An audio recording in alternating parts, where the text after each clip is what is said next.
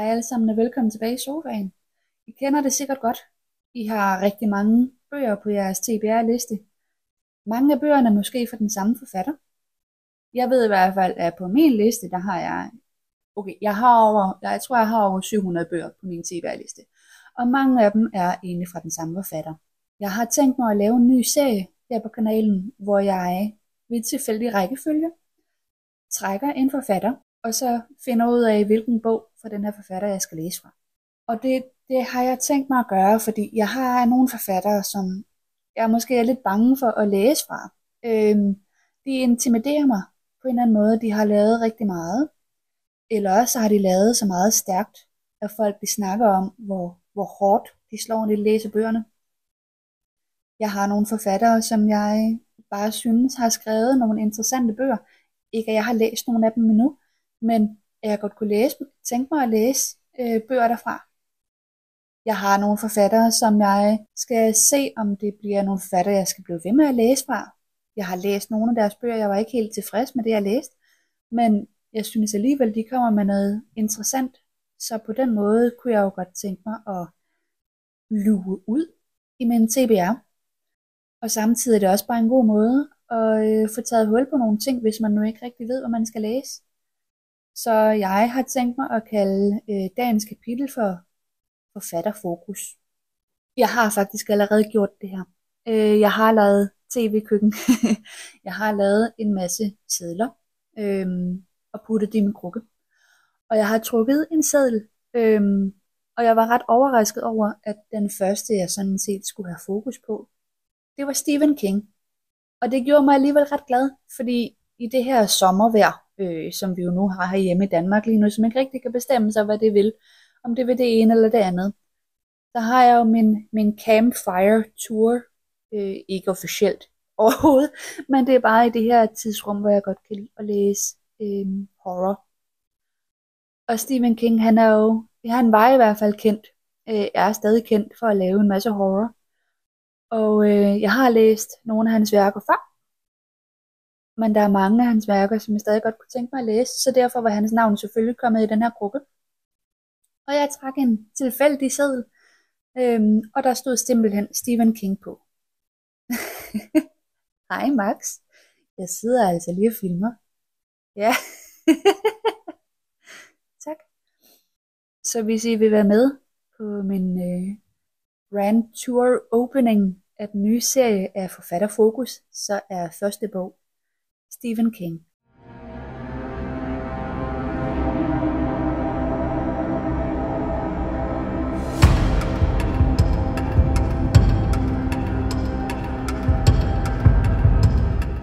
Jeg er nået et lille stykke ind i Outsideren, som jeg har hentet på biblioteket. Godt nok så hører den faktisk som lydbog, men det er altså, der er et eller andet specielt ved at kunne komme hjem og holde den op foran en skærm, så I kan se med. Jeg ved ikke, hvor langt jeg er nået. Jeg er vel nået, den er på 17 timer eller sådan noget lydbogen. Og den er jo altså også sådan et halvstor på mange sider. Vi er over 600. Lige omkring 600 sider. 600 sider er den faktisk på. 17 timer er lydbogen på, og jeg har hørt 3 timer eller noget. Og jeg kan faktisk rigtig godt lide den. Stephen King har et eller andet med, når han har et eller andet med, når han skriver personer. De virker meget levende i deres dialog, hvilket jeg synes er rigtig fedt. Og man må jo sige, at den går lige på hårdt, den her bog, med brutal scene som opening. En 11-årig dreng, som er blevet på værste måde nogensinde. Diverse skavanker, og ja, det er ikke særlig behageligt. Og det er ikke fordi det er, jeg skal passe på, at solen ikke kommer for meget frem derovre. Og det er ikke fordi, at det er grafisk som sådan, men det er bare lige ud af posen. Sådan er det. Det her det er sket, og sådan ser det ud. Okay. Men jeg kan faktisk rigtig godt lide den. I starten af den her bog, der veksler han faktisk mellem almindelig almindelig tekst og interviewform. Og vi er jo nok klar over, at Silden her, hun kan jo godt lide, at der er mixed media i hendes historier. Så det er helt klart et point fra, eller til King i den her.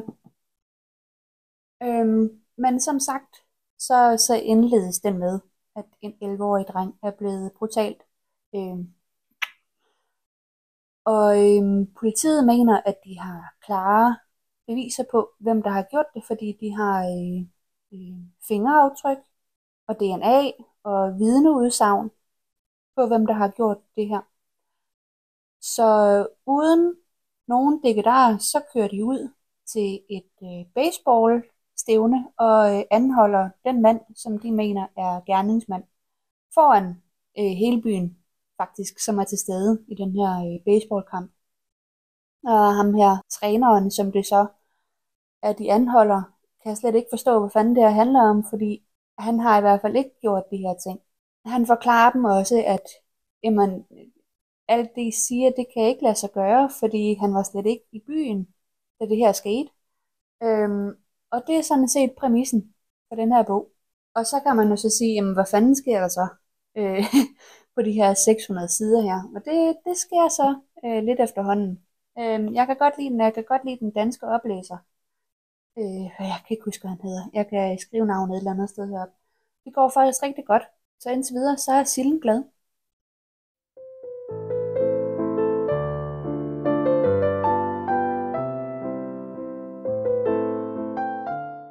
Jeg er nu nået cirka halvvejs i Outsideren. Okay, lad mig sige det på den her måde. Ikke? Der er ikke sket noget. Rigtigt. Altså, vi har snakket frem og tilbage, men de har fundet alle de her beviser. Der er sket det her, men de har set det her. Men han har ikke gjort det her, fordi sådan og sådan. Det har virkelig været meget pingpong mellem karaktererne. Og der er ikke sket noget sådan rigtigt. Og ved I hvad, alligevel så kan jeg godt lide den. Og det kan jeg simpelthen, fordi at King, han kan noget med karakterer. Jeg ved ikke, om man kan sige, at han har en måde at skrive en sjæl ind i karaktererne på. Det føles i hvert fald sådan, som at de er meget mere levende. King, han er rigtig god til at bygge de her universer op. Og det er ligesom det, der får mig til at hænge ved. Og den her historie, den er virkelig karakterdrevet. Fordi der jo ikke som sådan er et plot. Og så alligevel, fordi King, han er jo den der mester i horror. Og han er rigtig god til at skrive en stemning. En uhyggelig stemning ind i sine bøger, uanset hvad det er. Altså den første bog, jeg rigtig læste af King, det var et eventyr. Og kort fortalt, jeg kunne virkelig godt lide første halvdel af bogen. Virkelig, virkelig godt lide den. Det der spil mellem vores hovedperson og den ældre mand og hunden, det var virkelig godt. Jeg var fortryllet, jeg følte virkelig, at det var et eventyr, jeg sad og læste. Og det er simpelthen fordi, at den her mand, han kan bygge en atmosfære op. Og det kan han bare.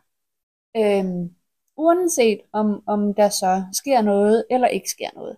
Der er en person, der lige er kommet med i historien. Det hedder Holly. Holly kan jeg rigtig godt lide.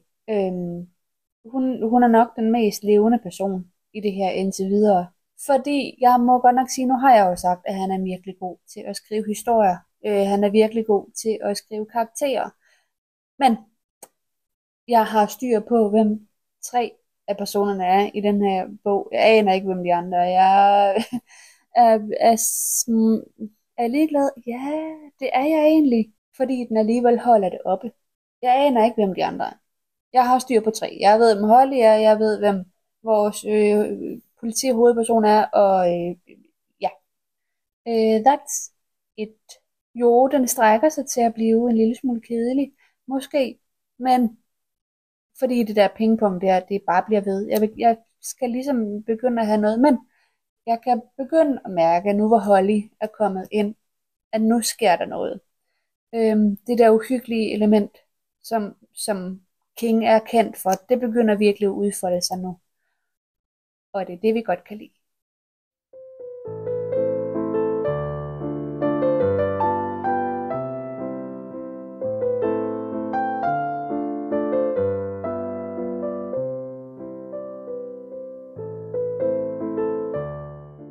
Jeg har fået færdiggjort Stephen King Outsideren. Og jeg har snakket om det før, tror jeg.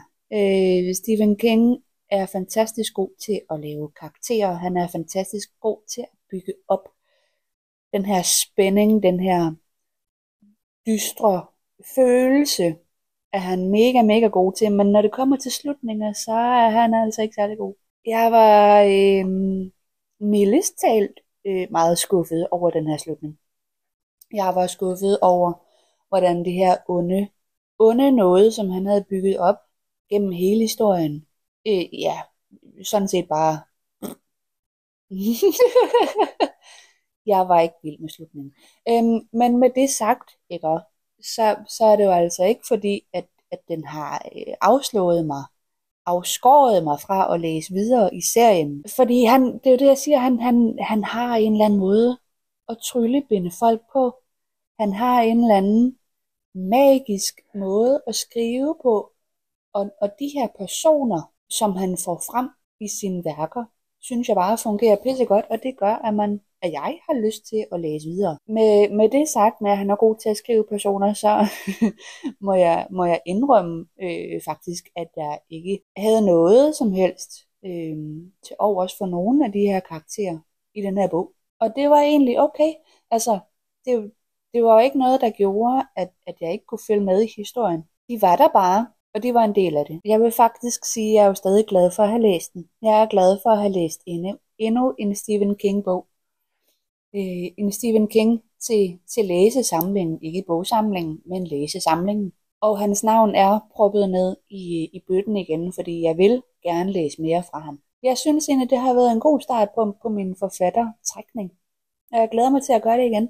Lige nu, der ved jeg godt, hvad jeg skal høre. Jeg er begyndt på en ny lydbog, som ikke er en del af det her. Det var en, jeg fandt for nogle dage siden, og tænkte, den skal jeg høre. Så den er jeg gået i gang med. Så der bliver ikke trukket nogle nye forfattere lige nu. Måske efter den, jeg er i gang med at læse. Men i hvert fald, så synes jeg, at det slutter her med Stephen King. Tak fordi I så med. Hvad skal I efterlade? Efterlade noget, der er sort, nede i kommentarfeltet til mig. Og som altid, så må I gerne huske at like og subscribe til kanalen, hvis I ikke gør det i forvejen. Hvis I synes, det har været hyggeligt at følge med og gerne vil se mere, så gør endelig det. Jeg antager, at det bliver sådan en serie, der kommer relativt tit. Fordi det er sgu meget sjovt bare at trække en forfatter, og så finde ud af, hvad man skal læse fra den forfatter. Det var så bare et tilfælde, det så lige blev Stephen King, hvor der er altså mange forfattere inde i den. Og jeg synes, der kommer flere forfattere i hele tiden. Men tilbage til emnet. Tak fordi I så med, og vi ses i næste kapitel.